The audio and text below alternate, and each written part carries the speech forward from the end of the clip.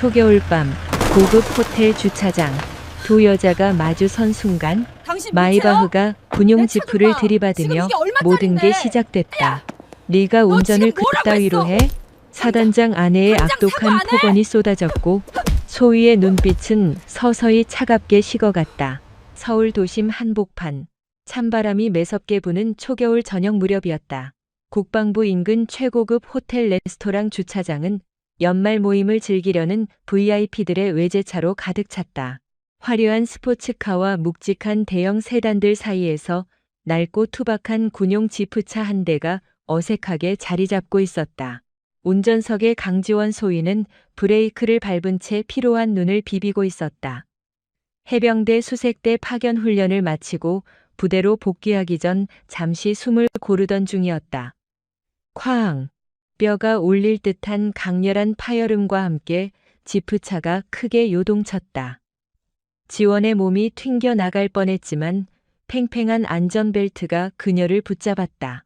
경고음이 미친 듯이 울려 퍼지는 가운데 지원은 즉각적으로 호흡을 통제했다. 전장에서 배운 위기 대응 본능이었다. 그녀는 날카로운 눈매를 빛내며 차문을 박차고 나갔다. 지프차 후미에는 갓 뽑은 듯 광택이 흐르는 최고급 외제차 마이바흐가 처박혀 있었다. 마이바흐의 앞부분은 지프의 단단한 강철 범퍼에 부딪혀 처참하게 우그러진 상태였다. 지원은 완벽하게 정지 상태였으므로 뒤따라오던 차량의 100% 과실이 명백한 사고였다. 큰일 났네. 이를 어째? 호텔 발렛 파킹 직원이 하얗게 질린 얼굴로 허둥지둥 뛰어왔다.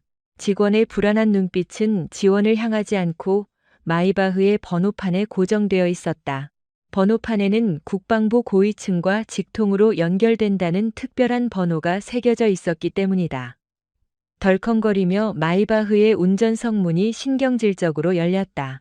차에서 내린 이는 대리기사도 수행원도 아닌 다이아몬드 브로치와 최고급 캐시미어 코트로 치장한 중년 여성이었다. 짙은 립스틱을 바른 그녀는 국방부 정책실장 이정환 중장의 아내 정숙희였다. 정숙희는 반파된 자신의 마이바흐 앞범퍼를 확인하자마자 기절할 듯이 날카로운 비명을 내질렀다. 내 차, 한정판 마이바흐가 이게 무슨 꼴이야. 정숙희가 길길이 날뛰자 지원은 흔들림 없는 걸음으로 다가가 목례를 건넸다. 군의 품위를 지키는 정중하고도 단호한 태도였다.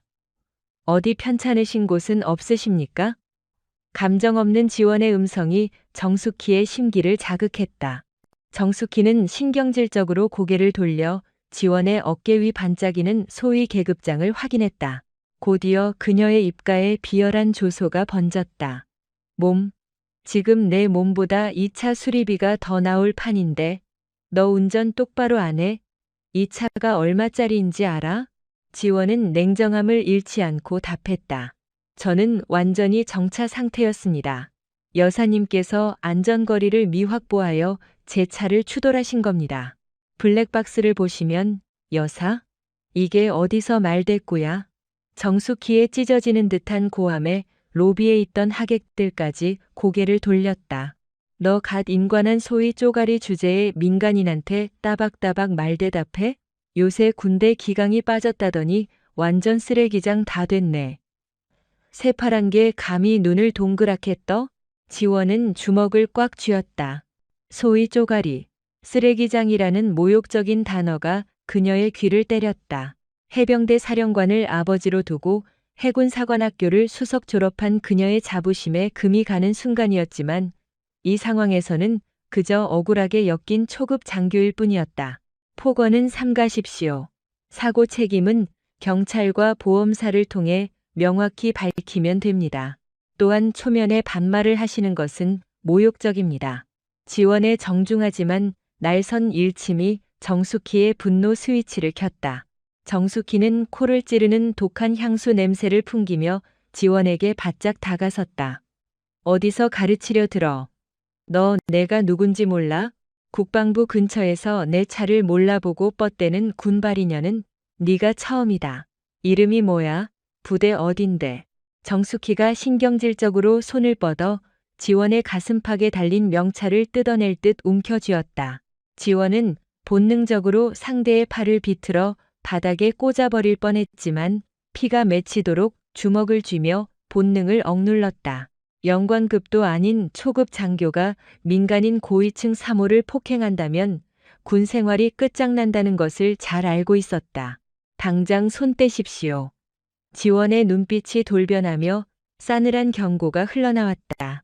최전방 수색대에서 생사를 넘나들며 다져진 포식자 같은 위압감이었다. 정숙희는 압도적인 기세에 흠칫 놀라 한 발 물러섰지만 이내 수치심을 감추려 발악하며 소리를 질렀다. 어머, 얘 도끼 품은 것 좀 봐. 당장이라도 치겠다. 군복 입고 민간인 한 번 쳐보시지. 정숙희는 딱딱한 클러치백으로 지원의 가슴을 신경질적으로 퍽퍽 찔러댔다. 배지에 금속이 긁히며 날카로운 소음이 났다. 어느새 호텔 로비에 사람들이 몰려와 스마트폰을 들이밀고 있었다. 아가씨, 제발 좀 굽혀요. 저분 정책실장님 사모님이에요.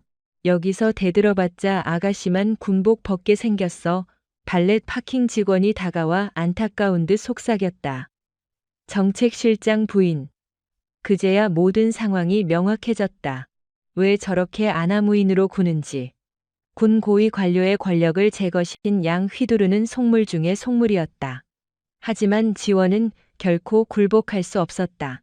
불의와 타협하지 말라는 해병대 사령관 아버지의 가르침이 뼛속 깊이 새겨져 있었다. 지원이 단호하게 말했다. 정책실장님의 사모님이시라면 더더욱 모범을 보이셔야 합니다. 남편분의 앞길을 막는 행동은 삼가십시오. 그 말은 정숙희의 영린을 제대로 건드렸다. 뭐, 이 천박한 년이 어디서 가르치려 들어. 부모가 누군지 몰라도 참 개차반으로 키웠네. 고아원에서 굴러먹다 군대 갔니? 아무나 보고 물어뜯으라고 배웠어? 부모를 모독하는 발언에 지원의 턱관절이 딱딱하게 굳었다. 평생을 국가에 헌신한 아버지와 희생적인 어머니를 고작 남편 백이나 믿고 날뛰는 여자가 모욕하다니 도저히 용서할 수 없었다. 선은 넘지 마십시오. 지원의 목소리가 얼음장처럼 차갑게 가라앉았다.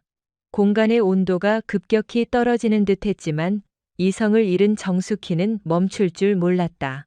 별을 단 장군들조차 제 앞에서는 쩔쩔맸는데 까마득한 소위 따위가 꼿꼿하게 노려보는 것을 견딜 수 없었다. 입조심, 네가 내 입을 막아보시지.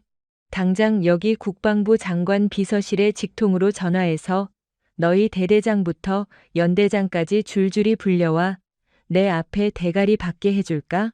너 같은 거 군복 벗기는 건 전화 한 통이면 끝이야. 정숙희는 다이아몬드가 박힌 스마트폰을 꺼내 지원의 얼굴을 칠 듯이 흔들어댔다. 무릎 꿇어. 당장 무릎 꿇고 내 구두코에 입 맞추면서 사과해. 그리고 내 차 수리비에 위자료까지 전액 보상하겠다는 각서 써. 안 그러면 너 내일 당장 불명예 전역인 줄 알아. 지켜보던 사람들의 수군거림이 폭발했다. 와, 저 사모 갑질 장난 아니네. 저 여군 멘탈 진짜 세다. 어떻게 저걸 참지? 얼른 영상 찍어. 이거 완전 뉴스감이야. 지원은 깊고 무거운 한숨을 토해냈다. 말이 통하지 않는 광기 앞에서는 매뉴얼만이 답이었다. 경찰과 군사경찰의 정식으로 사고를 접수하기 위해 바지 주머니로 손을 뻗었다. 그러나 그 작은 행동이 정숙희의 폭력성을 폭발시켰다. 어디서 누굴 부르려고 핸드폰을 쳐들어. 짝! 살이 파열되는 듯한 매서운 파차름이 주차장을 날카롭게 찢었다. 일순간 주변의 모든 소음이 터졌다. 지원의 고개는 완전히 꺾였고 창백한 뺨 위로 선명한 손자국이 붉게 달아올랐다. 터진 입술 틈으로 비릿한 피맛이 배어나왔다. 지원의 시선이 허공을 맴돌다 차가운 바닥으로 툭 떨어졌다. 해병대 수색대의 상징인 녹색 베레모가 시꺼먼 아스팔트 위를 구르며 흙먼지를 뒤집어 쓰고 있었다. 그것은 한낱 헝겊 쪼가리가 아니었다. 조국을 위해 흘린 피땀이자 그녀가 목숨처럼 여기는 명예 그 자체였다. 지금 뺨 때린 거야? 미쳤어. 아무리 그래도 제복 입은 군인을 저렇게 패냐? 웅성거리던 군중들 사이에서 경악 섞인 비명이 터져 나왔지만 광분한 정숙희의 위세에 눌려 섣불리 나서는 이는 없었다. 정숙희는 도리어 얼얼한 제 손바닥을 과장되게 호흡을며 뻔뻔하게 허리에 손을 얹었다. 어이구, 얼굴에 철판을 둘렀나 손이 다 아프네. 왜, 억울해? 억울하면 너도 한 대 쳐보시지. 치라니까? 네가 내 몸에 손가락 하나라도 대는 순간 넌 영창을 넘어 바로 감방행이야. 알아들어? 에이. 지원은 천천히 고개를 돌려 시선을 들어 올렸다. 그녀의 눈동자는 폭풍 전야의 심연처럼 무섭게 가라앉아 있었다. 뺨을 얻어맞은 수치심보다 흙바닥에 나뒹구는 군인의 명예가 그녀의 심장을 찢어놓고 있었다. 지원은 조용히 무릎을 굽혀 베레모를 주워들었다. 먼지를 단정히 털어낸 후 한치의 흐트러짐 없이 다시 머리에 쓰고 각을 잡았다. 지원의 무거운 침묵을 굴복으로 착각한 정숙희는 승리감에 취해 비아냥거렸다. 이제야 네 처지가 뭔지 감이 와? 아까처럼 눈 부라려 보라니까. 그래, 난 있는 집안에서 귀하게 자라서 꿀릴 게 없는 사람이야. 너 같은 흙수저 하급 찌끄레기랑은 태생부터 다르다고. 지원은 터진 입술 사이로 흐르는 핏방울을 엄지손가락으로 무심하게 훔쳐냈다. 하얀 손가락 위로 번진 붉은 피를 한번 내려다본 그녀는 이내 정숙희를 꿰뚫을 듯 응시했다. 지원의 눈빛 속에는 더 이상 일말의 분노조차 없었다. 오직 절대적인 응징을 예고하는 차가운 살기만이 번뜩였다. 그 알량한 오만함 뼈저리게 후회하게 해드리겠습니다. 지원의 읊조리는 듯한 음성이 묵직한 파동이 되어온 주차장을 서늘하게 짓눌렀다. 지금 장난해? 이 기집애가 아직도 주제 파악을 못하고 있네. 야, 송기사 어디 숨었어? 당장 사단장 호출해. 정숙희가 허겁지겁 차에서 뛰어내린 운전병을 매섭게 쏘아보며 소리쳤다. 이병, 박, 우, 진, 잔뜩 얼어붙은 앳된 운전병은 덜덜 떨며 스마트폰을 꺼내 들었다. 지원 역시 묵묵히 자신의 폰을 쥐었다. 피가 통하지 않아 하얗게 질린 손가락으로 단축 번호 1번을 꾹 눌렀다. 또르르 하는 신호음이 울리는 몇 초가 마치 영겁의 시간처럼 더디게 흘러갔다. 지금 그녀는 대한민국 최정예 특임대 소위가 아니라 그저 억울함을 호소하는 딸로서 전화를 거는 중이었다. 그러나 그녀의 아버지가 어깨에 짊어진 거대한 권력만이 이 무례한 난동을 단번에 진압할 수 있는 유일한 무기였다. 뚜루루 찰칵. 지원아. 수화기 너머로 바위처럼 단단하고 묵직한 음성이 흘러나왔다. 바로 대한민국 육군 참모총장 강무진 대장이었다. 어떤 위기 앞에서도 산처럼 요지부동이던 그 음성을 마주하자 꾹꾹 눌러 담았던 억울함이 순식간에 눈가로 몰려왔다. 그러나 지원은 입술을 꽉 깨물어 눈물을 참아냈다. 지금은 나약해질 타이밍이 아니었다. 아버지. 지원은 군인 특유의 건조한 보고 톤을 유지하려 안간힘을 썼지만 끝끝내 미세한 파열음마저 숨기지는 못했다. 무슨 일이냐? 내 목소리가 심상치 않구나. 강무진의 직감이 발동했다. 보고 드립니다. 현재 17사단 위수지역 내 식당 주차장입니다. 지원은 자신을 노려보는 정숙희의 도끼 어린 시선을 피하지 않고 똑바로 응시하며 또박또박 보고를 이어나갔다. 신원 미상의 민간인 여성에게 묻지마식 폭행을 당했습니다. 가해자는 본인이 17사단장의 아내라고 윽박지르며 제 군복을 조롱했고 나아가 저에게 지원은 잠시 숨을 골랐다. 왈칵 치밀어 오르는 감정 탓에 목이 꽉 막혀버렸다. 저에게 강무진 대장의 톤이 영하의 온도로 곤두박질 쳤다. 수화기 너머의 공기마저 서리빨처럼 얼어붙는 듯한 살기가 전해졌다. 근본 없는 고아원 출신이냐면서 제 부모님의 가정교육 수준을 깎아내렸습니다. 정적. 통화 내내 희미하게 깔리던 결제 서류 넘기는 소리가 일순간 증발했다. 찰나의 침묵을 깨고 흘러나온 음성은 걷잡을 수 없는 분노를 억누르고 있는 태풍의 눈처럼 기괴하게 고요했다. 일개 사단장 마누라가 감히 내 딸의 가정교육을 들먹였다고. 그렇습니다. 추가로 안면부를 가격당했습니다. 현재 좌표 정확히 읊어 부평구 산곡동 인근 한정식 전문점 청양주차장입니다. 그 자리에서 한 발짝도 움직이지 마라. 즉시 출동한다. 뚝 칼같이 통화가 종료됐다. 지원은 조용히 스마트폰을 주머니에 넣었다. 정숙희는 여전히 팔짱을 낀 채 가소롭다는 듯 콧방귀를 뀌어댔다. 어머머, 대장 놀이하다가 아빠한테 쪼르르 일러 바쳤어? 아이고 무셔라. 우리 쏘가리 아가씨 아빠가 모 동네 청년회장이라도 되시나 보지? 당장 튀어오라고 해. 내 남편 어깨에 달린 별을 보면 네 잘난 애비란 작자도 바닥에 엎드려서 싹싹 빌게 될 테니까. 정숙희의 천박한 이죽거림은 멈출 기미가 없었다. 그녀는 까맣게 몰랐다. 자신이 방금 짓눌러버린 스위치가 다름 아닌 대한민국 군부를 뒤흔들 핵탄두 기폭장치였다는 사실을. 그녀가 입에 담기조차 민망한 수준으로 모욕했던 그 애비라는 인물이 남편인 투스타 사단장 따위는 언감생심 고개조차 들지 못하는 군서열 1위의 절대 권력자라는 것을 말이다. 갑자기 주변의 공기 흐름이 거칠어졌다. 먼 지평선 너머에서 짙은 먹구름대가 밀려오는 듯했다. 아니, 그것은 단순한 기상 변화가 아니었다. 투투투투투투. 대기를 찢으며 희미하게 퍼져오는 거대한 헬기로터 파열음. 그것은 곧 닥칠 무자비한 심판을 예고하는 진군 나팔 소리마냥 점차 위압적인 볼륨으로 주차장 상공을 향해 돌진하고 있었다. 하늘에서 별의 장마가 쏟아질 타이밍이었다.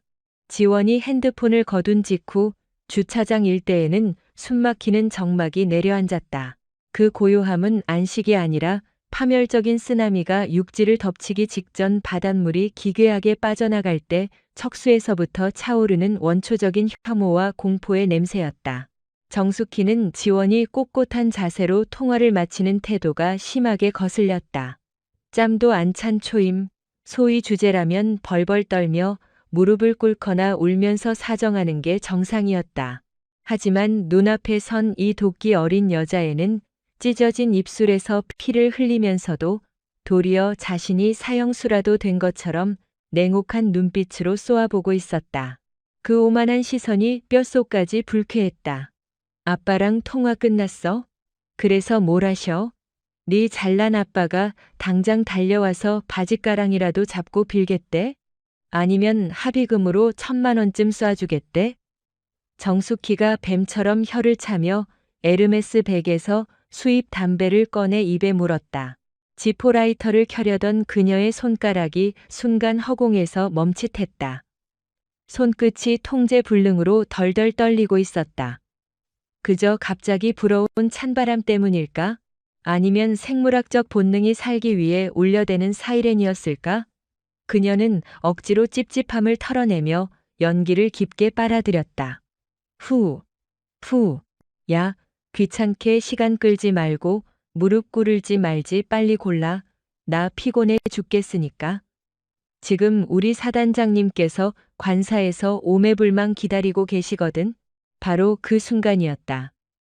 아득하게 깔려있던 헬기 프로펠러 소리가 기하급수적으로 증폭되기 시작했다. 모기 날갯짓 같았던 파동은 어느새 고막을 찢어발기는 벼락치는 소리로 둔갑해버렸다. 투다다다다다다.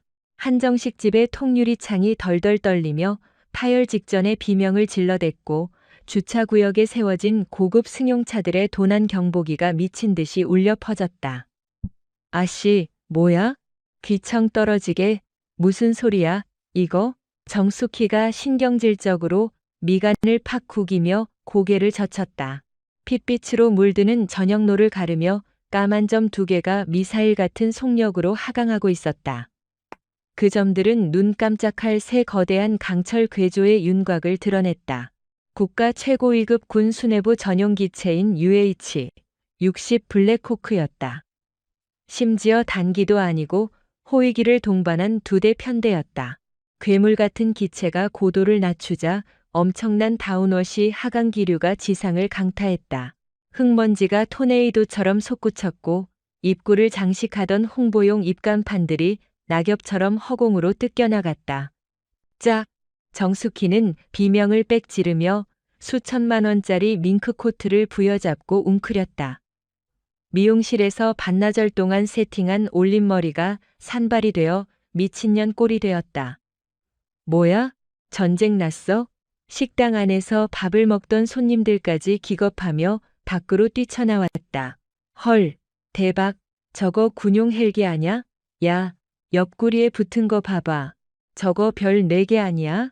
아스팔트를 쓸어버릴 듯 저공 선회하는 선두 헬기의 몸체에는 피처럼 붉은 바탕 위에서 영롱하게 빛나는 사성의 은빛 성판이 압도적인 위용을 자랑하고 있었다.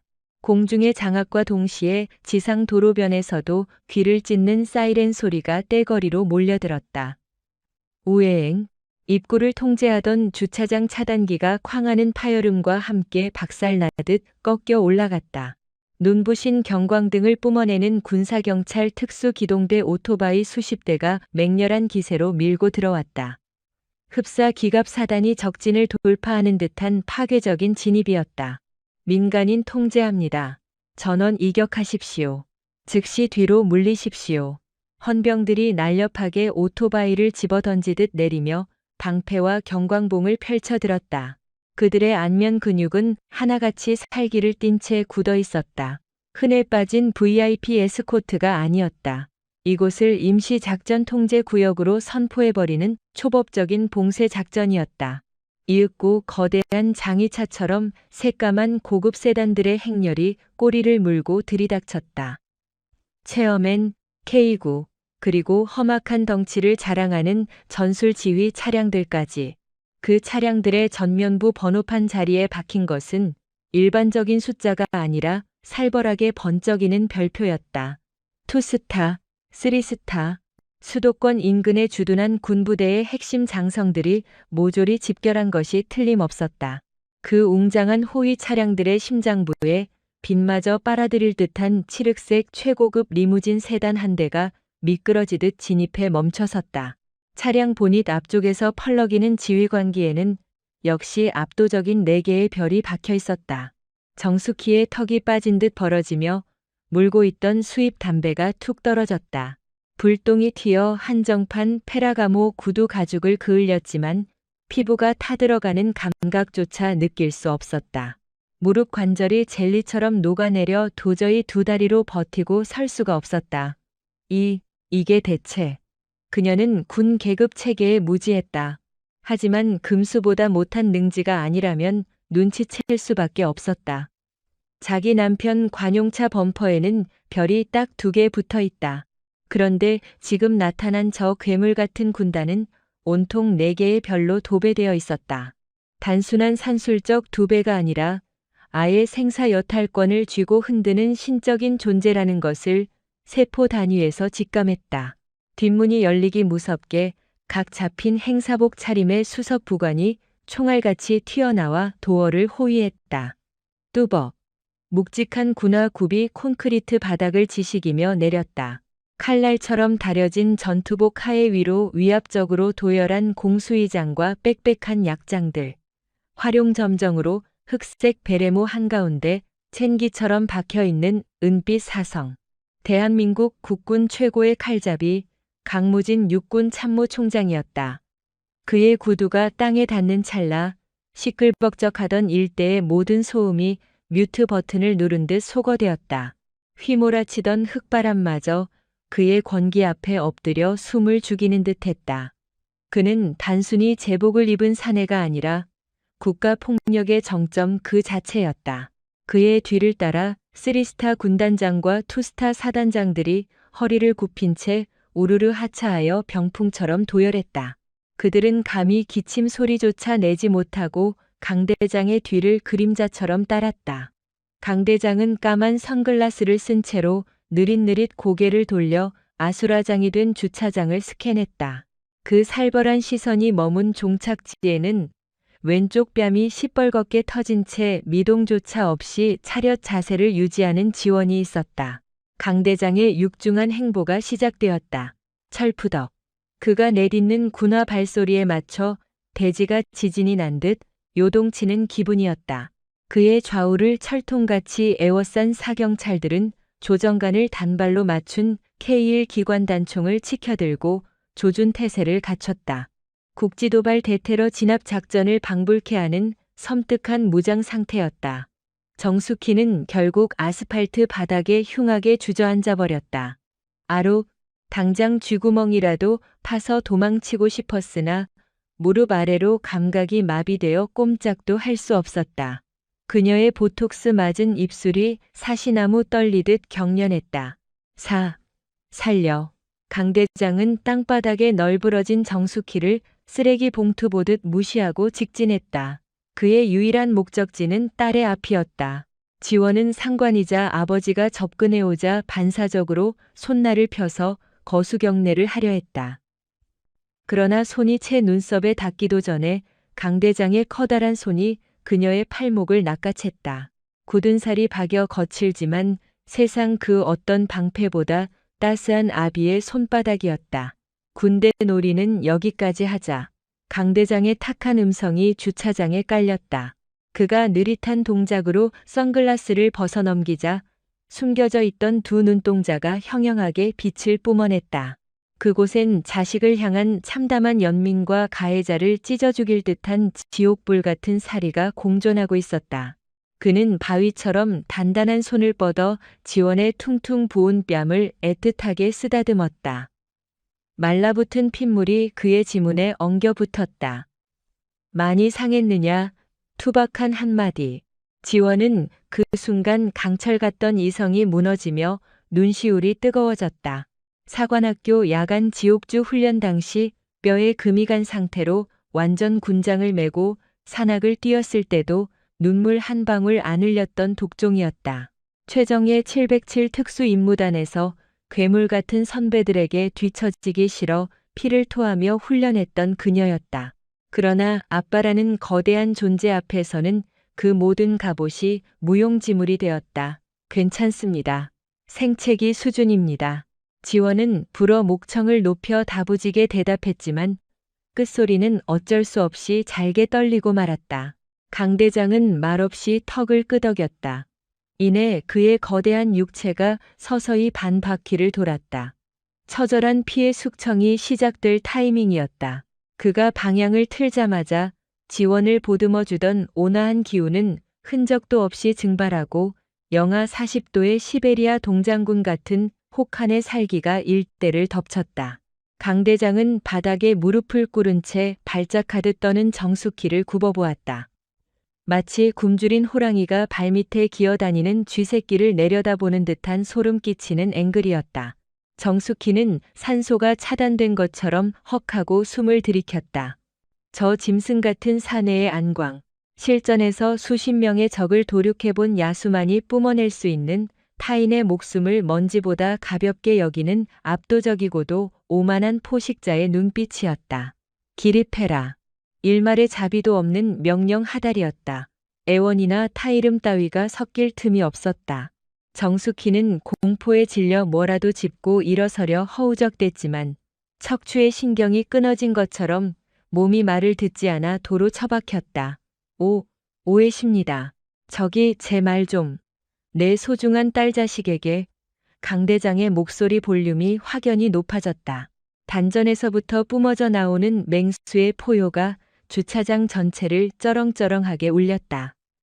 애비 어미 없이 고아원에서 가정교육을 배웠냐고 짓거렸다지?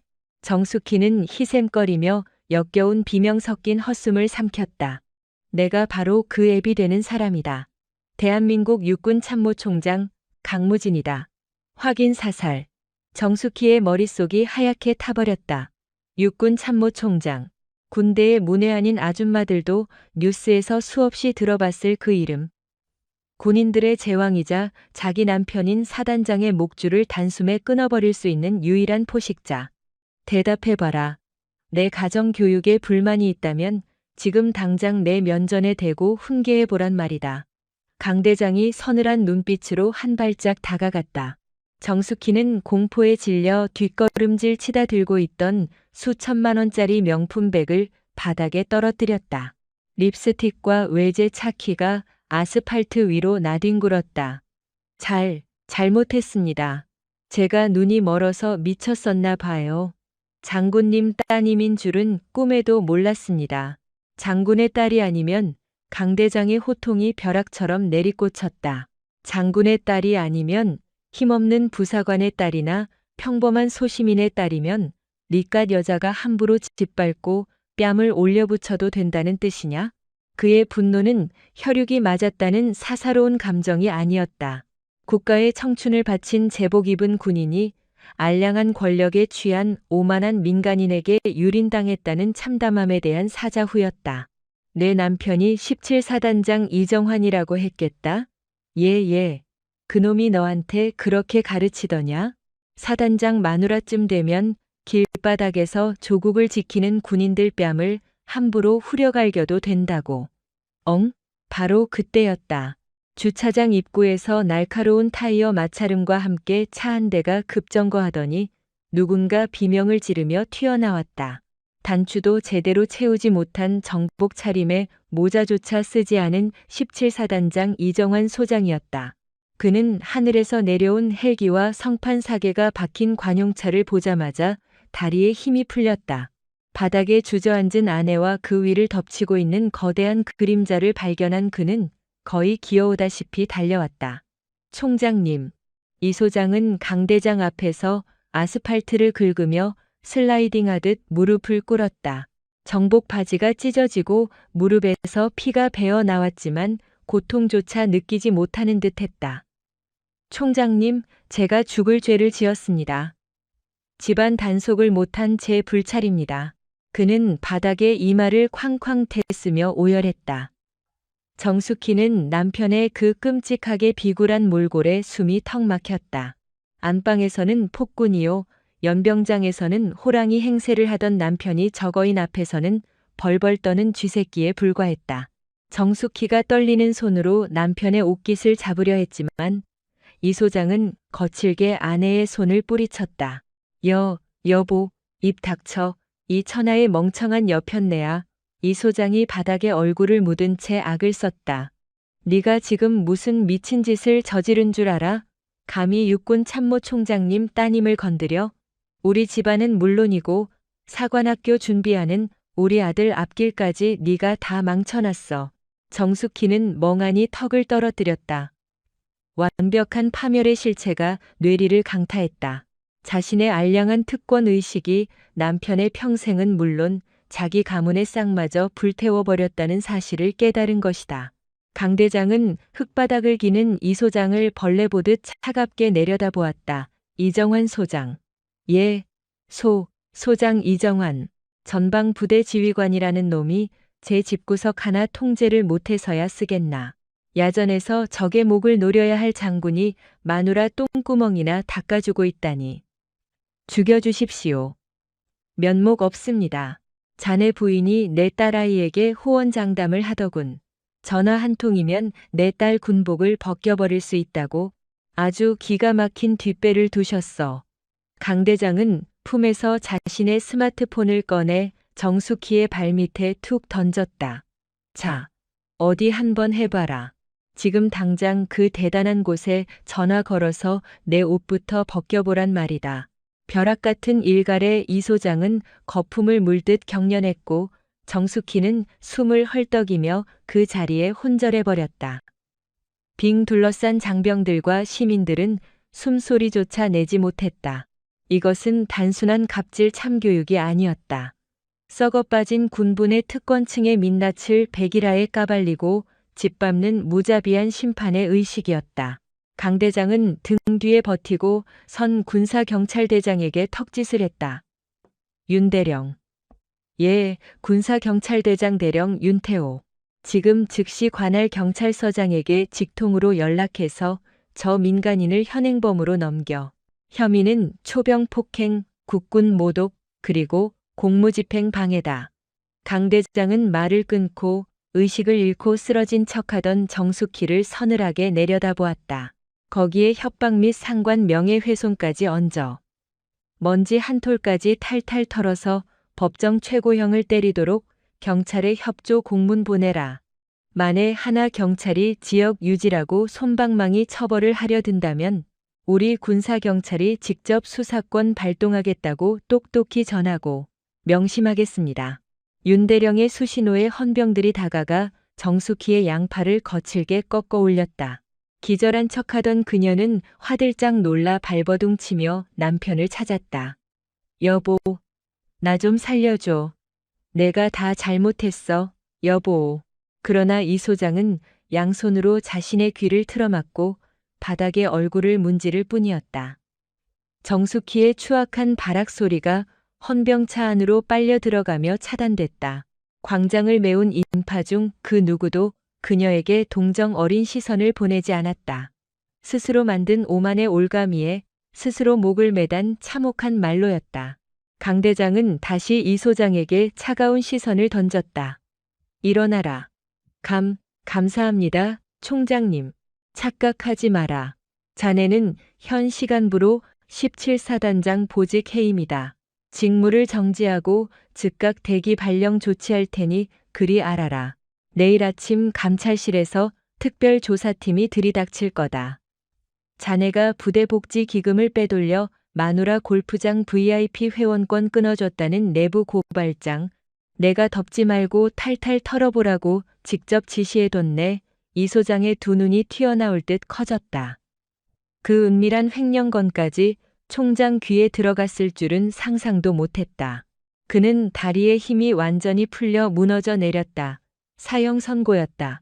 평생을 바친 장군의 명예도 두둑한 군인 연금도 한 줌의 재가 되어 날아갔다. 강 대장은 구더기를 피하듯 그를 지나쳐 딸 지원에게 다가갔다. 돌아가자. 짧고 묵직한 한마디. 지원은 피딱지가 앉은 입술을 꽉 깨물며 고개를 끄덕였다. 강 대장이 거친 상처가 남은 딸의 어깨를 단단히 감싸 쥐고 차로 향했다. 그 순간 광장에 도열해 있던 수백 명의 군인들이 약속이나 한 듯 발을 구르며 경례를 올렸다. 충성. 천지를 진동시키는 함성이 밤하늘을 갈랐다. 그것은 제왕적 총장을 향한 의례적인 경례가 아니었다.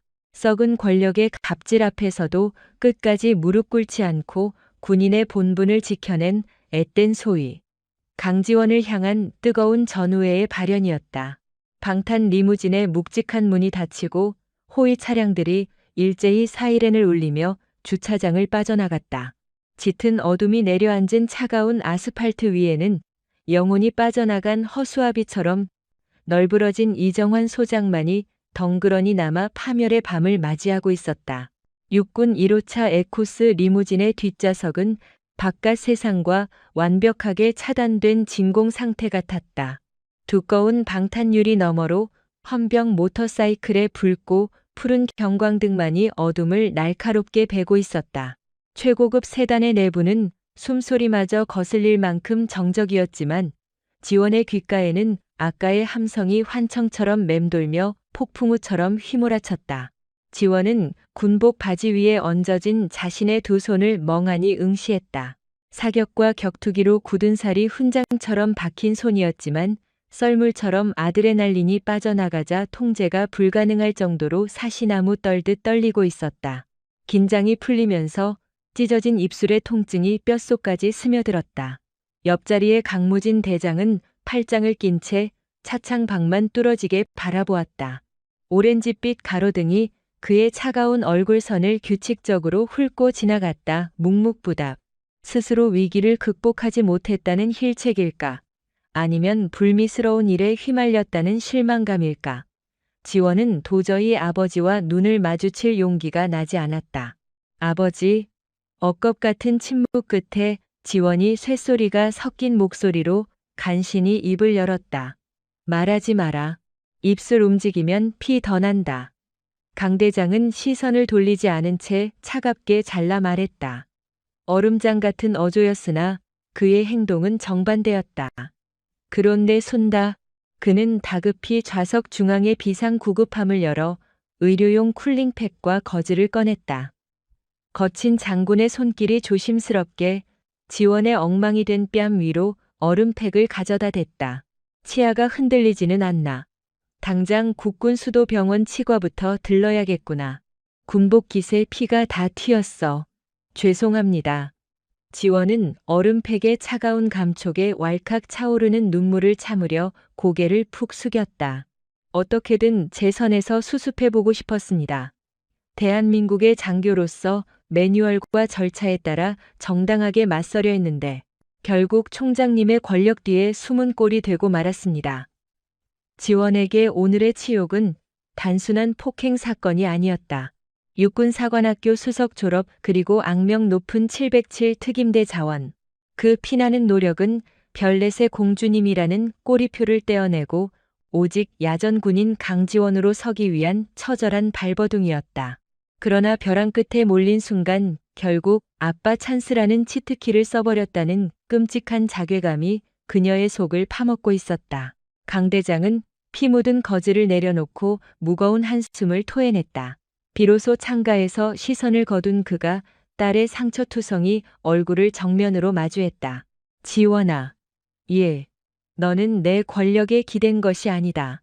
나는 오늘 내 혈육을 구출하러 헬기를 띄운 것이 아니야.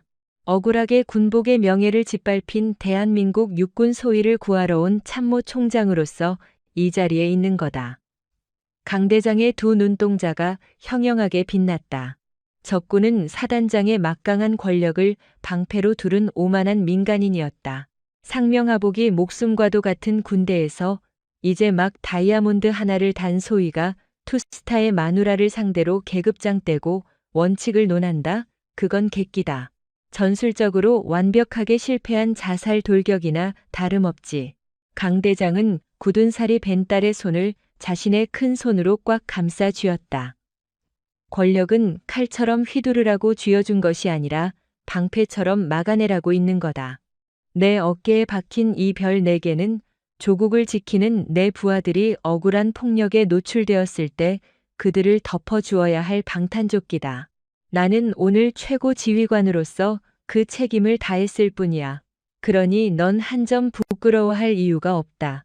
지원은 피맛이 나는 입술을 다시 한번 깨물었다. 머리로는 아버지의 정연한 논리를 이해했지만 가슴속에 응어리진 씁쓸함은 쉽게 씻겨 내려가지 않았다. 내일 해가 뜨면 전 군에 파다하게 퍼질 찌라시가 눈에 선했다. 심기 건드리면 투스타도 참수당하는 역대급 금수저 소위. 그 화려하고도 도끼 어린 수식어들이 자신을 영원히 고립된 무균실에 가둬버릴 것임을 직감했다. 호위 행렬이 묵직한 엔진음을 내며 경기도 광주 특수전사령부 정문으로 진입했다. 사성 장군의 성판을 확인한 위병소 초병들이 사색이 되어 허겁지겁 바리케이드를 치우고 우렁차게 경례했다. BOQ 간부 숙소 입구까지 태워다 주마. 아닙니다. 위병소 통제소 앞에서 하차하겠습니다. 부대원들에게 더 이상 요란한 모습을 보이고 싶지 않습니다. 지원의 단호한 거절에 강 대장은 짧게 탄식하더니 이내 고개를 끄덕였다. 알았다. 의무대 가서 진단서 떼고 주말에 본가로 와라. 네 어미가 뉴스라도 볼까 겁이 나는구나. 명심하겠습니다. 충성. 지원은 검은 세단에서 내려 칼각으로 거수경례를 붙였다. 붉은 후미등을 남기고 리무진이 시야에서 사라지자 그녀는 짙은 어둠이 깔린 적막한 연병장을 홀로 가로질렀다. 서늘한 가을밤의 바람이 핏기가 가시지 않은 뺨을 식혀주었지만 마음의 무게는 납덩이처럼 무거워졌다. 간부 숙소인 BOQ로 향하는 구분길, 저 멀리 산악훈련을 마친 707 특임단 대원들이 야간 구보를 하며 지나가는 묵직한 발소리가 들려왔다. 악, 악, 산천을 깨우는 군가와 짙은 땀 냄새, 그리고 뜨거운 호흡, 지원이 그토록 열망하고 뼛속까지 동화되고 싶었던 진짜 군인들의 생태계였다. 하지만 오늘 밤 그녀는 철저히 이 우주에서 튕겨져 나온 이물질처럼 느껴졌다. 주머니 속 스마트폰이 신경질적으로 진동했다. 육사 동기들 단톡방에 불이 나고 있었다. 야, 강지원. 너 다친 데 없어? 17사단 폭파됐다며? 사단장 당일 보직해임 실화냐? 미쳤다 진짜. 역시 총장님 클라스만유를 소문은 이미 전방에서 후방까지 광랜을 타고 퍼져나간 지 오래였다. 지원은 깊은 한숨을 쉬며 휴대폰 전원을 아예 꺼버렸다. 숙소 1층 로비 자동문이 열리자 야식을 사들고 오던 타 중대 선배 장교들이 그녀를 발견하고는 홍해 갈라지듯 벽 쪽으로 바짝 붙어 길을 내주었다. 평소라면 강소희, 고생이 많다며 머리를 헝클어뜨렸을 친근한 선배들이었다. 그러나 지금 그들의 동공에 맺힌 것은 전우애가 아니라 언제 터질지 모르는 폭탄을 대하는 두려움과 노골적인 거리감뿐이었다. 지원은 도망치듯 방으로 들어와 전투복도 벗지 못한 채 좁은 침대 위로 허물어지듯 쓰러졌다. 거울에 비친 강지원의 얼굴에는 뚜렷한 손자국이 검붉은 멍으로 자리 잡고 있었다. 지원은 찬물로 세수를 하며 속으로 삼켰다. 이 상처가 아물기 전에 내 가치를 입증하겠어. 강무진의 핏줄이 아닌 특수요원 강지원으로서 이튿날 707특임단 사격장 주변의 공기는 턱 막힐 듯 숨막혔다. 대테러 진압 사격을 준비하는 요원들 사이에서 은밀한 눈빛이 오갔다. 전원 화기 및 개인 장구류 점검. 지역 대장의 명령에 대원들은 기계처럼 움직였다. 지원은 소음기가 장착된 MPO의 장전 손잡이를 당기며 약실의 상태를 점검했다. 군더더기 없는 손놀림이었지만 등 뒤에 꽂히는 시선들은 차가웠다. 야, 봤냐? 얼굴에 저 멍자국. 쉿, 목소리 낮춰. 저 상처낸 인간은 벌써 헌병대 영창 갔대. 사단장 사무한테도 손을 댔다던데? 저 독종이랑 어떻게 작전을 뛰냐? 뒤에서 들려오는 노골적인 험담에 지원의 신경이 날카롭게 곤두섰다. 그녀는 내색 없이 전술 고글을 썼으나 방아쇠에 얹은 손가락 끝은 하얗게 질려 있었다. 그때 지역 대장이 지원의 사로로 다가왔다. 원리원칙주의자인 그였지만 지금 강소희를 대하는 눈빛엔 묘한 껄끄러움이 묻어났다. 강소희, 컨디션은 좀 괜찮나? 어제 불미스러운 일도 겪었는데 오늘은 무리하지 말고 의무실에서 쉬는 게 어때? 위로의 탈을 쓴 교묘한 밀어내기였다. 지원이 가장 끔찍하게 여기는 특혜성 배제. 멀쩡합니다. 훈련에 임하겠습니다. 단 하나의 열애도 원치 않습니다. 지원은 단호하게 선을 그었다. 지역 대장은 떨떠름한 표정을 지으면서도 더 이상 고집을 꺾진 못했다. 전사로 격발 준비. 타격 훈련이 개시되었다. 타깃은 200m부터 50m까지 불규칙하게 튀어오르는 팝업 표적. 지원은 숨을 깊게 들이마시며 렌즈 너머 표적에 집중했다. 하지만 표적지 한가운데에 정숙희의 경멸 섞인 표정이 아른거렸다. 탕, 타당. 총구가 불을 뿜으며 반동이 전해졌다. 탄피가 시멘트 바닥을 때리며 흩어졌다. 하지만 지원의 방아쇠를 당기는 리듬은 어딘가 엇박자였다. 탄착군이 미묘하게 퍼져 있었다. 내면에 끓어오르는 화와 조바심이 냉철함을 망가뜨리고 있었던 것이다. 사격 중지, 표적지 확인. 만발이긴 했으나 알파존 정중앙에 꽂힌 탄은 평소의 절반 수준이었다. 일반 부대라면 극찬받을 실력이었지만 707의 최상위권 기준에는 한참 미달이었다. 강소희, 오늘따라 호흡이 거칠군. 0점이 흔들려. 베테랑 선임인 최상사가 지나가며 한마디를 남겼다. 악에 없는 지적이었지만 예민해진 지원의 가슴에는 날카로운 비수처럼 꽂혔다. 죄송합니다. 당장 교정하겠습니다. 식당에서 점심을 먹을 때도 지원을 둘러싼 고립은 선명했다. 그녀가 식판을 내려놓기 무섭게 주변에 앉아있던 대원들이 썰물 빠지듯 자리를 피했다. 권력 다툼에 휘말려 불똥이 튈까 몸을 사리는 기색이 역력했다. 정막이 흐르던 찰나 강지원의 맞은편 테이블에 요란한 소리와 함께 식판이 날아들었다. 투박한 체격에 짧게 친 머리, 707의 불독이라 통하는 전술교관 조동필 상사였다. 그는 주변의 이목은 안중에도 없다는 듯 숟가락으로 밥을 우겨 넣었다. 깨작거리면서 밥맛 떨어지게 하지 말고 푹푹 좀 떠먹어. 조상사가 반찬을 씹으며 툭 내뱉었다. 안쪽 점막이 터져서 삼키기 어렵습니다. 엄살 피우기는 야, 강소희, 너 요새 눈동자에 도끼가 다 빠졌더라. 알아? 지원의 숟가락이 허공에서 멈췄다. 어떤 뜻인지 여쭙고 싶습니다. 어제 뉴스 좀 탔다고 주제 파악 못하나 본데 여긴 피도 눈물도 없이 총알 솜씨로 살아남는 바닥이야. 네 아빠 계급장이 네 방탄복이 돼줄 것 같냐? 아침 사로에서 쏘는 꼴 보니까 한숨만 나오더라. 그런 멘탈로 실전 뛰면 내 새끼들 다 시체로 돌아와.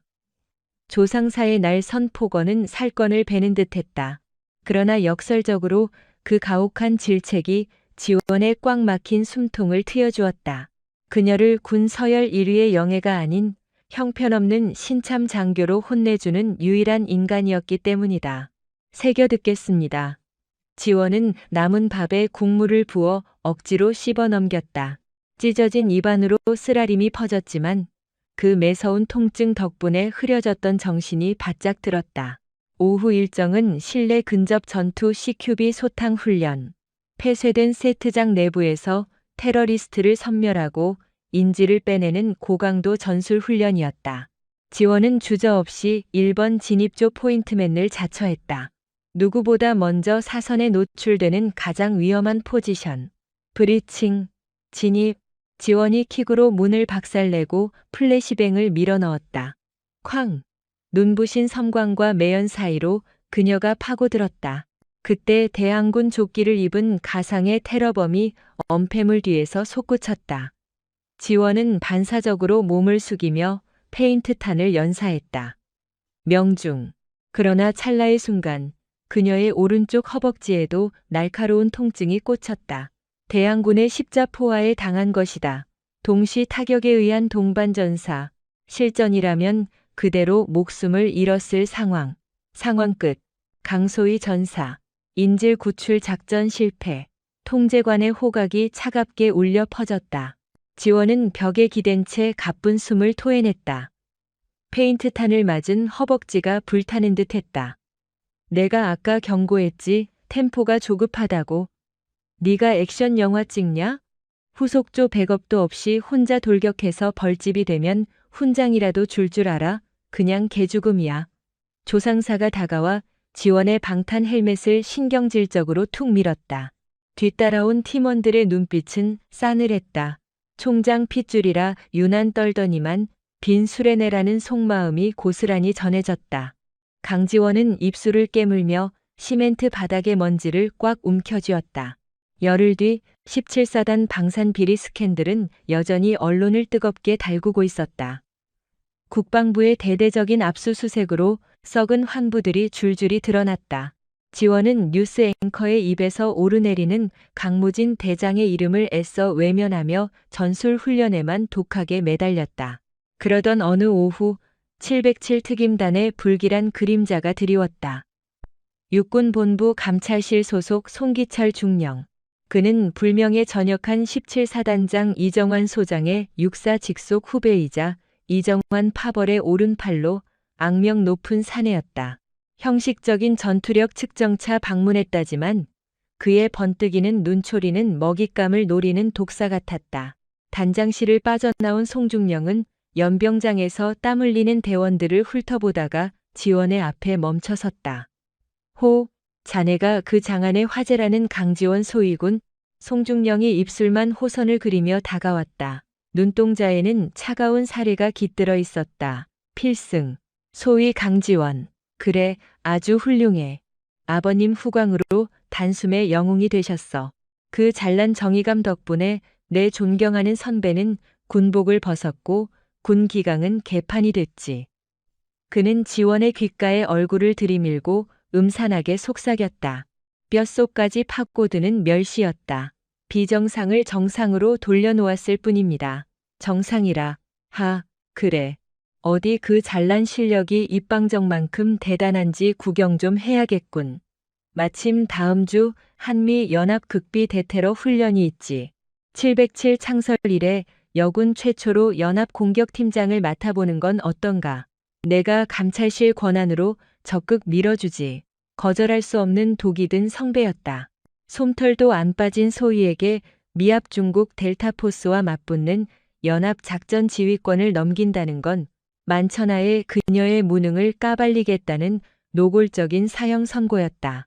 박살나면 아빠 찬스 쓰다가 국제적 망신을 시킨 역적으로 몰릴 테고 성공해도 본전치기일 뿐이었다. 지원은 송중령의 음흉한 수를 정확히 읽어냈다. 여기서 물러서면 평생 비겁한 낙인이 찍힌다. 감사합니다. 저를 믿어주신다면 기대에 부응하겠습니다. 지원은 시선을 피하지 않고 정면으로 받았다. 송중령의 입꼬리가 기괴하게 일그러졌다. 배짱 하나는 인정하지. 똑똑히 지켜보겠어. 아주 볼만한 쇼가 될 테니까. 송중령의 방문 이후 부대 전체가 벌집 쑤신 듯 요동쳤다. 초임 소위가 한미연합훈련의 메인 공격팀을 이끄는 건 창설 이래 유례가 없었다. 강소위 당장 지휘관 면담 신청해서 물으자. 저 인간 너 완전히 매장시키려고 함정판 거야. 동기들이 사색이 되어 뜯어말렸지만 이미 작전 인가 공문은 떨어졌다. 지원이 넘겨받은 알파팀 편성표는 참담했다. 실전 경험이 전무한 풋내기 하사들과 다른 팀에서 부적응자로 튕겨나온 요주의 간부들이 전부였다. 말 그대로 쓰레기통에서 주워 모은 듯한 외인구단. 송중령의 악의적인 밑그림이었다. 팀장님, 저희 같은 쩌리들이 델타포스 형님들이랑 작전이 되겠습니까? 당장 의사소통도 안 되는데. 팀의 막내가 기가 죽어 중얼거렸다. 시작도 전에 패배감이 팀원들을 짓누르고 있었다. 지원은 흔들림 없는 시선으로 그들의 얼굴을 차례로 응시했다. 미군 놈들한테 혓바닥으로 이길 겁니까? 우리가 증명할 건 완벽한 전술과 압도적인 기동입니다. 지원은 브리핑 테이블에 타격 목표 지도를 거칠게 펼쳤다. 윗선에선 지금 우리가 처참하게 깨지는 꼴을 보며 파티를 열 준비를 하고 있습니다.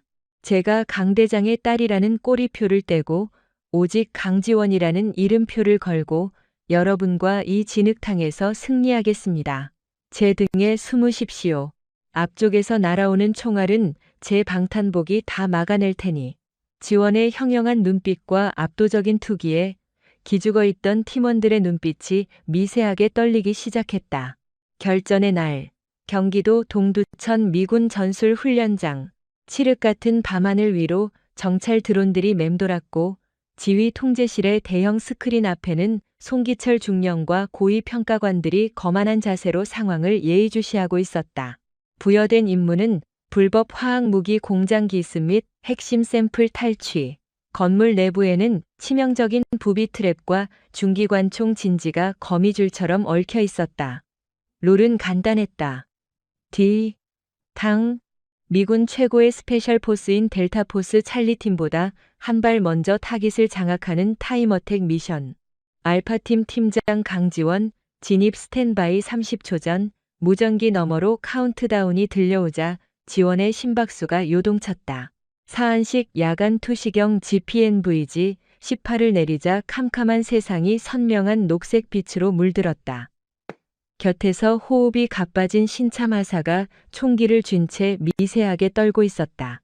지원은 그의 방탄조끼 어깨끈을 2번 단단히 쥐어주었다. 호흡 가다듬어. 우리의 근육이 일주일간의 지옥 훈련을 기억하고 있다. 브리칭. 지원의 묵직한 수신호와 동시에 폭약이 문짝을 날려버렸다. 쾅. 매캐한 폭음이 채 가시기도 전에 강지원이 가장 먼저 어둠 속으로 몸을 던졌다. 그러나 문턱을 넘자마자 브리핑에 없던 치명적인 트랩이 발동했다. 입구 정면에 숨겨져 있던 모이의 AI 센서 포탑이 침투조를 정조준한 것이다. 송중령이 비밀리에 심어둔 악질적인 데스 트랩이었다. 삐빅. 붉은 레이저가 교차하며 포탑이 불을 뿜으려 했다. 일반적인 특수팀이었다면 시작과 동시에 전원 벌집이 되어 실격 처리될 상황. 통제실에서 스크린을 보던 송중령의 인매가 비릿하게 올라가는 찰나였다. 하지만 강지원의 반사신경이 더 빨랐다. 그녀는 바닥을 스치듯 슬라이딩하며 M18 백색 연막탄을 터뜨렸다. 전방 20방향 포탑, 강제 돌파 진영 전개. 그녀의 절규에 가까운 오더에 패급 취급받던 알파팀 대원들이 기계처럼 움직였다. 본능적인 산계와 동시에 포탑의 추적 사각을 파고들었다. 지옥 같은 일주일 동안 지원이 피를 토하며 주입했던 변칙 상황 C, Q, B 근접 전투 전술이 완벽하게 들어맞는 순간이었다. 퍼펑, 팀 막내가 쏜 40mm 모의 유탄이 포탑의 회로 박스를 정확히 박살냈다. 위협 제거, 루트 클리어, 다음 구역으로 푸시. 지원은 잿더미 속에서 짐승처럼 튀어올랐다. 야시경. 녹색 렌즈 뒤로 그녀의 살기가 뿜어져 나왔다. 통제실 메인 스크린을 여유롭게 감상하던 송중령의 미소가 차갑게 얼어붙었다. 지원의 진짜 복수극이 막을 올린 것이다. 오직 처절한 실력과 무자비한 전술의 형태로 통제실 벽면을 가득 채운 열화상 모니터 앞. 송기철 중령은 팔짱을 낀 채 손톱을 물어뜯고 있었다. 그의 완벽한 시나리오대로라면 강지연의 팀은 입구 컷을 당해 조롱거리가 되어야 마땅했다. 그러나 화면 속의 검은 그림자들은 그의 상식을 짓부수며 소름 끼치는 속도로 타깃을 향해 쇄도하고 있었다.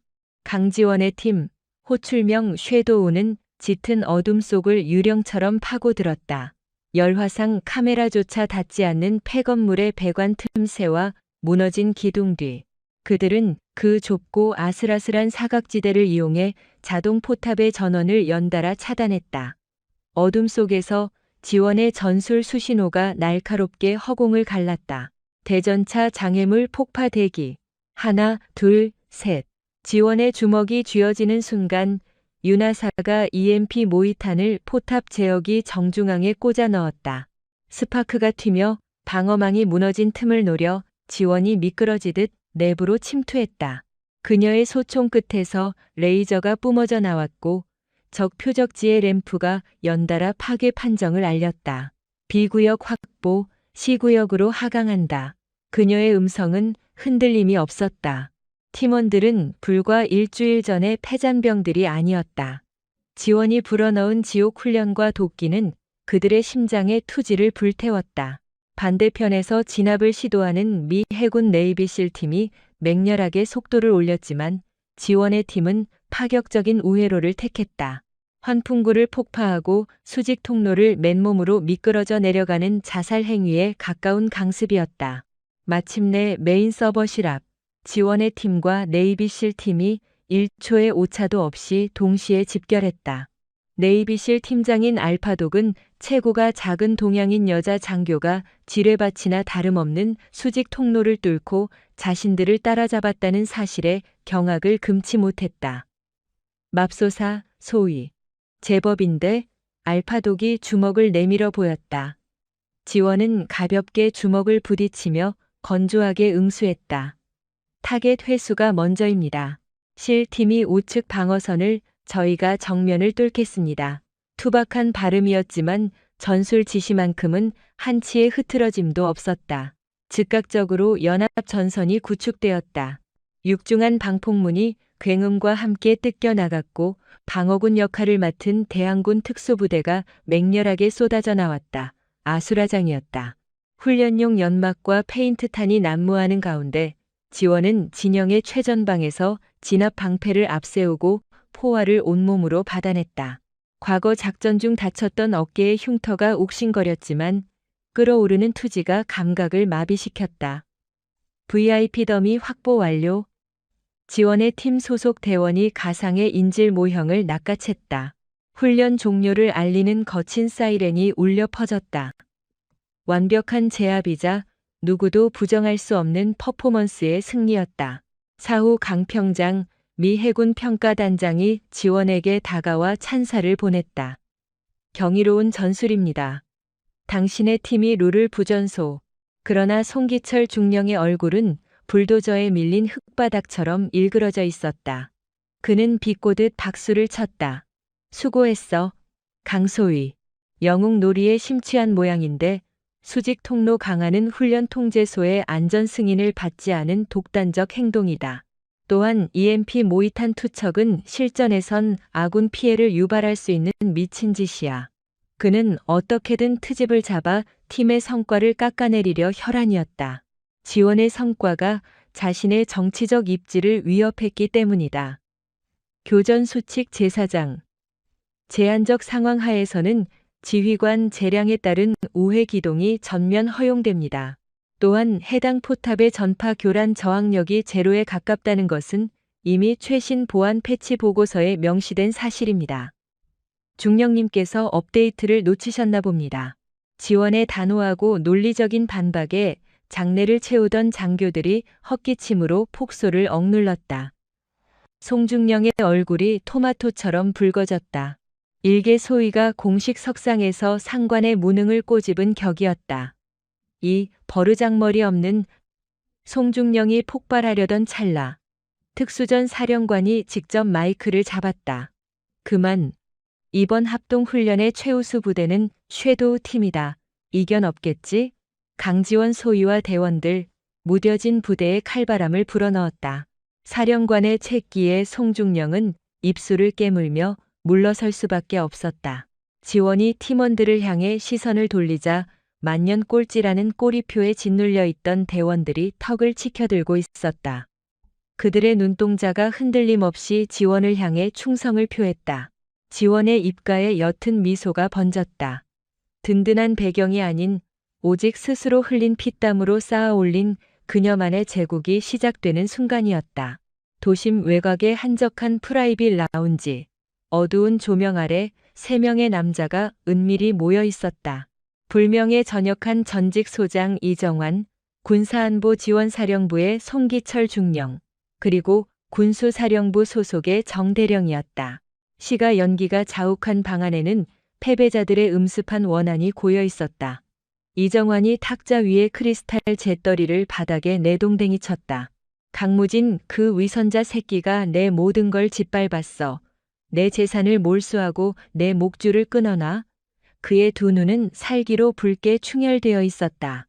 그는 자신의 비리는 까맣게 잊은 채 강 총장과 지원을 향한 복수심에만 불타고 있었다. 선배님, 피를 식히십시오. 아직 우리가 텐은 남아 있습니다. 송기철 중령이 뱀처럼 미소 지으며 위스키를 건넸다. 강무진 총장의 아킬레스건이 뭡니까?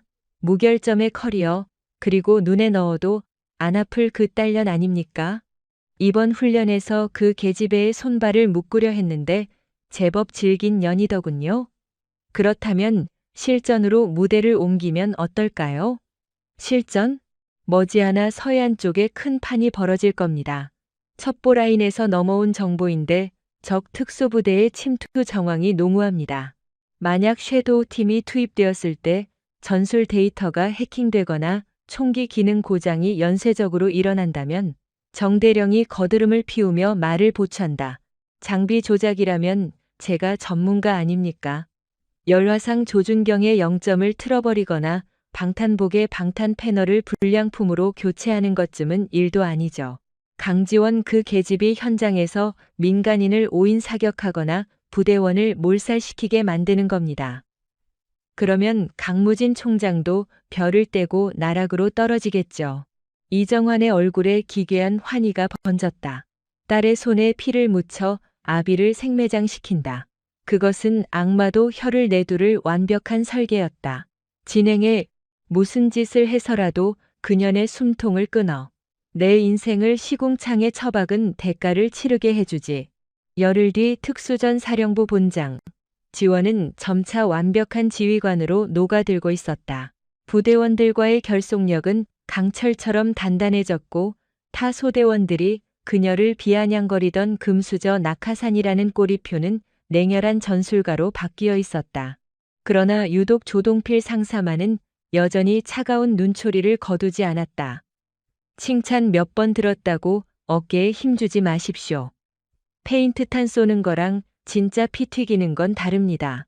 아직 사람 머리에 바람 구멍 내본 적 없지 않습니까?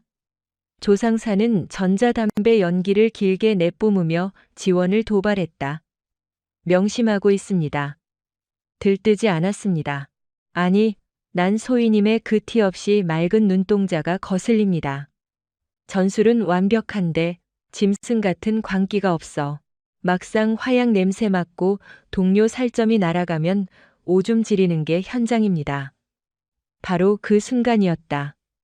부대 전체를 뒤흔드는 찢어질 듯한 경보음이 굉음을 냈다. 정규 훈련의 규칙적인 사이렌 템포가 아니었다. 삐, 실제 상황 발생. 전 대원 무장후 즉시 연병장 집결. 대테러 대응 알파, 브라보 팀 타격 준비. 반복한다. 데프콘 3격상 실제 상황이다.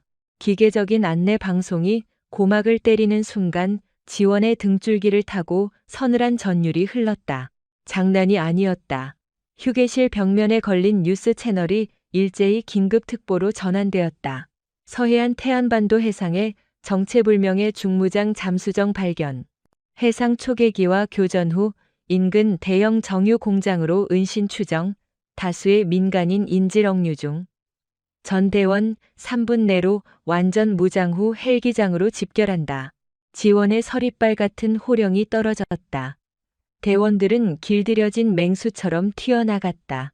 굳게 닫혀있던 무기고의 이중 잠금 장치가 해제되고 차갑고 매끄러운 5.56mm 철갑탄이 보급되었다. 푸른색 띠가 둘러진 훈련탄이 아닌 실전용 흑색 탄창.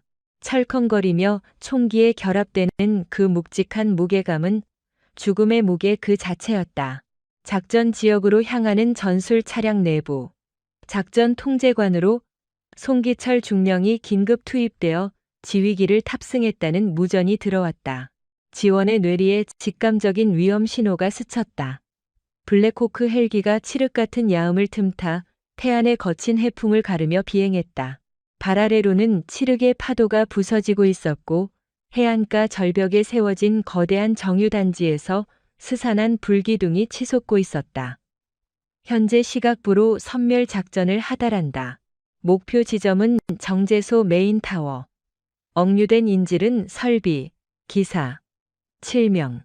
적 병력은 규모 미상이나 소대급으로 추정. RPG 등 대전차 화기 보유 정황 포착. 통신망을 뚫고 들어오는 송기철 중령의 음성에는 숨길 수 없는 비열한 쾌감이 서려 있었다. 섀도우 팀은 메인 타워 옥상으로 패스트로프 강화 후 제어실을 타격한다.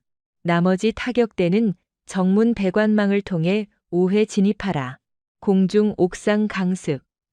가장 치명적인 타격을 줄 수 있지만 그만큼 요격당하기 쉬운 자살 전술이나 다름없었다. 통제관님, 옥상 구역의 위성 열화상 스캔 결과는 수신되었습니까? 적의 방공망은 클리어된 상태입니까? 지원이 무전기 너머로 날카롭게 질문했다. 깨끗해. 무인 정찰기로 샅샅이 뒤졌다. 설마 고도 공포증이라도 도졌나? 강소희, 핑계 대지 말고 즉시 뛰어내려. 송중령이 신경질적으로 명령을 하달했다. 그러나 그것은 새빨간 기만이었다.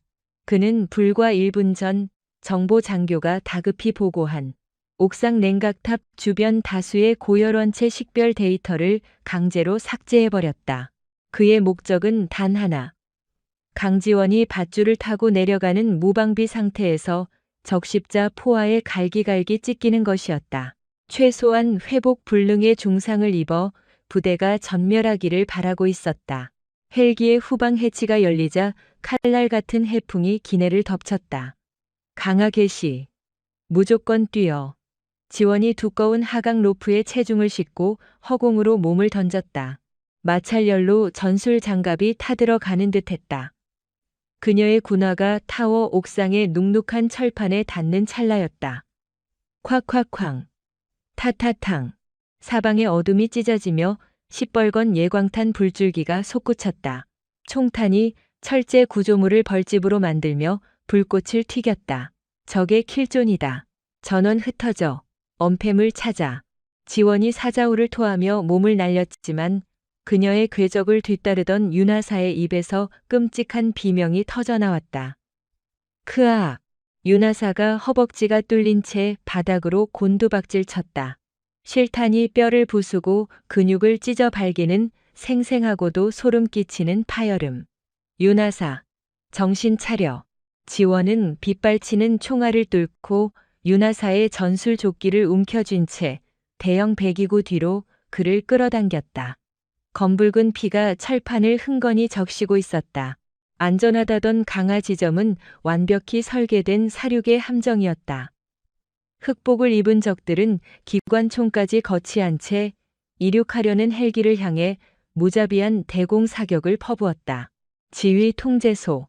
여기는 섀도우 리더. 첩보가 조작됐다. 옥상에 중대급 화력이 대기 중이다. 사상자 발생. 즉각적인 항공기 건쉽 지원을 요망한다. 그러나 이니어에서는 신경을 긁는 고주파 파열음만 메아리 쳤다. 섀도우, 치직, 수신 불가.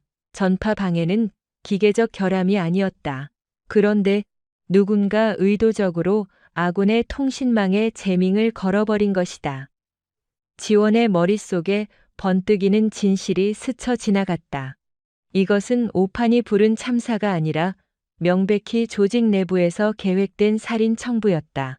윗선의 썩은 벌레들이 자신을 제거하기 위해 죄 없는 대원들까지 고기 방패로 던져버린 것이다. 피를 말리는 공포가 휘발되고 그 자리에 짐승 같은 사리가 필리를 틀었다. 지원은 피범벅이 된 손으로 윤하사의 지혈대를 거칠게 압박했다. 이 악물고 숨 쉬어. 내가 저 새끼들 목줄을 다 끊어놓고 헬기 띄울 테니까. 지원은 전술 헬멧에 야간 투시경 렌즈를 내렸다. 시야가 짙은 에메랄드빛으로 물들며 매복한 적들의 총구 하염이 선명한 타겟 마커처럼 떠올랐다. 그녀는 차갑게 숨을 내쉬었다. 명예로운 군인 정신이나 사관학교의 정갈한 교범은 쓰레기통에 처박았다. 오직 피의 복수와 뼈를 깎는 생존 본능만이 그녀의 방아쇠를 당기고 있었다.